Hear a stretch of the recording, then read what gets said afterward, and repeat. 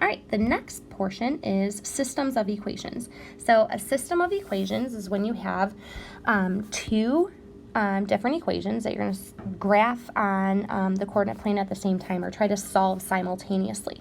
Now, if we think about it graphically, there are three different scenarios that could occur when you're solving a system. The first one is that the two lines could intersect. This is the most common scenario, and then your solution is where the lines intersect. That your solution is the intersection point. And so your solution would then be a coordinate point, x comma y.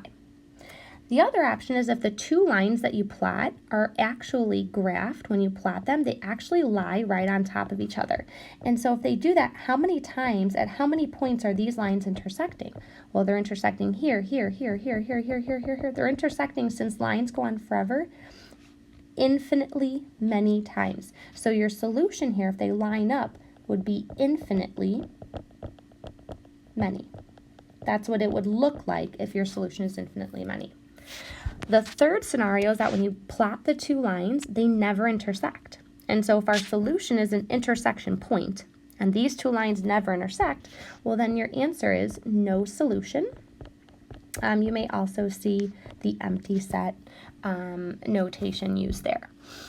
So these are the three different scenarios. Now, that's if you were solving the systems graphically. We're going to solve them algebraically. So there are two different methods for solving systems. The first one is the substitution method. So let's just kind of take some notes about that first, and we'll go ahead and solve them. So the first thing we need to do is look for an isolated variable.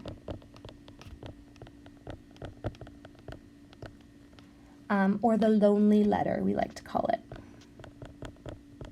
The lonely letter, all by itself. And it may be all by itself to begin with, or maybe it just takes like one or two steps to get it to be by itself.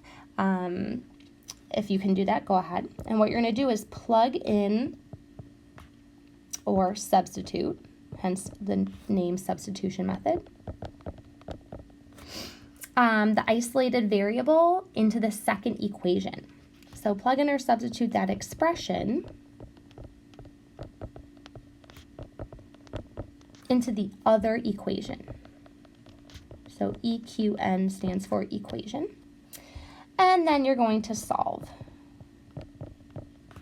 And then you'll have to go back and plug in your solution.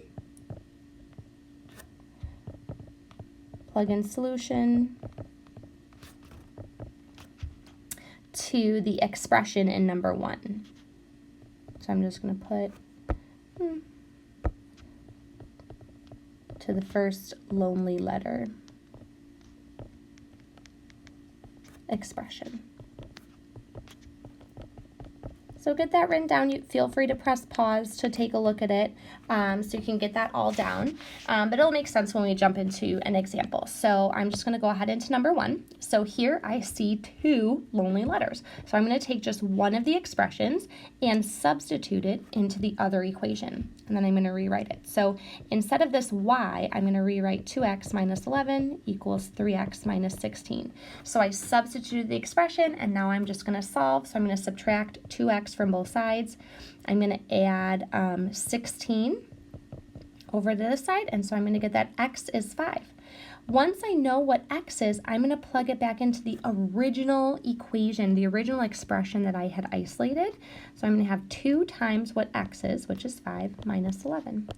10 minus 11 is negative 1, and that's my solution for y. So my final answer is x comma y, 5 comma negative 1. And that's my, I solved that system using substitution. So we'll take a look at number 2. This one, again, has a lonely letter already. The lonely letter is x. So I'm going to find x in the other equation and substitute that expression into it. So I'm going to have 4x plus 3y equals 16. And in 4x, I'm going to plug in that y minus 10. I substituted, so now I'm going to solve. So 4y minus 40 plus 3y equals 16. So if I combine my like terms and add 40 to both sides, I have 7y equals 56, so y equals 8.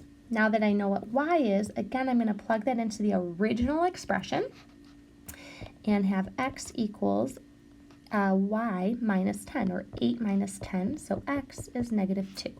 I now have my x comma y, and I solved the system using substitution.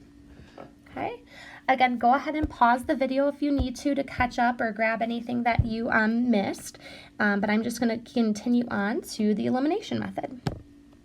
All right, so the elimination method requires a little bit more thought in order to get the process moving. So what we need to do first is line up the equations so that the x's, y's, equal signs, and numbers are on top of each other. So you want it in standard form, which is ax plus by equals c. So you want both the equations in that order. Then you're going to make opposite coefficients. They may be opposite already, but you may need to multiply one or both of the equations by a number in order to force them to have opposite coefficients for just one variable. So either make the x's have opposite coefficients or the y's, it doesn't matter. And then what you're going to do is combine vertically. And if you made the opposite coefficients, what's going to happen is one of the variables will cancel. So combine vertically, so one variable cancels or adds to 0. And then you're going to solve. Okay, so again, press pause if you need to, but I'm going to go ahead and take a look at number 3. First. So first thing I see is this second equation is not in standard form. The top one is, so I'm just going to rewrite that one as is. The bottom one, I need to move that negative 18y to the other side. So it's going to be 6x plus 18y equals 10. All right, so I have them lined up. Now I need to multiply by something to make one of the variables be opposite. So I see that if I multiply this top equation by negative 2, the x's will have opposite coefficients. It's going to be negative 6x, and I'm going to multiply, I'm going to distribute this negative 2 to every term. I'm multiplying the entire equation by that negative 2. So minus 16y equals negative 80. The bottom equation stays the same, and now I'm going to combine them vertically. So negative 6x plus 6x cancels, equals 0. Negative 16y plus 18y is positive 2y. Negative 80 plus 10 is negative 70. So I'll solve for y. Y is negative 35. At this point, you can plug negative 35 in for y into any of the equations up above. Usually, the easier one to plug it into is one of the ones from the start. And so that's what I'm going to do here is plug it into this 6x equals negative 18y plus 10. But now I know that y is negative 35. So then when I do that, I get 6x equals 630 plus 10. So 6x is 640, divide both sides by 6, and I get that x is a fraction. So 640 divided by 6, we can plug that into our calculator, turn it back into a fraction, and we're going to get 320 thirds. So my final answer is a coordinate pair, 320 thirds, comma, negative 35. And again, don't be afraid of those fractions. It's okay. Use your calculator to help you get there. And finally, the last system to solve here is number 4.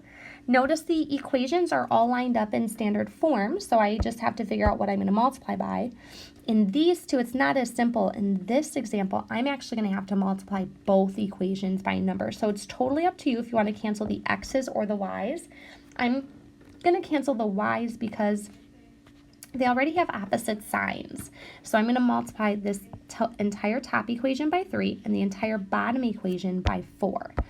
And so I'm going to get 9x plus 12y equals 84. And then I'm going to distribute the 4 to the bottom equation. I'll get 8x minus 12y equals negative 16. And then when I combine vertically, I get 17x. The y's cancel. 12 minus 12 is 0. And then, oops, sorry about that. And then I get 84 minus 16 is 68. So I can solve by dividing both sides by 17. X is 4. So once I know what x is, again, I can just plug it into one of the equations. I'm going to plug it into this bottom one. So 2x minus 3y equals negative 4. Plug in the 4 in for x. 8 minus 3y is negative 4. Subtract the 8 from both sides. And then divide by 3, or negative 3 rather. Y is 4 as well. So my coordinate point solution is 4, comma 4.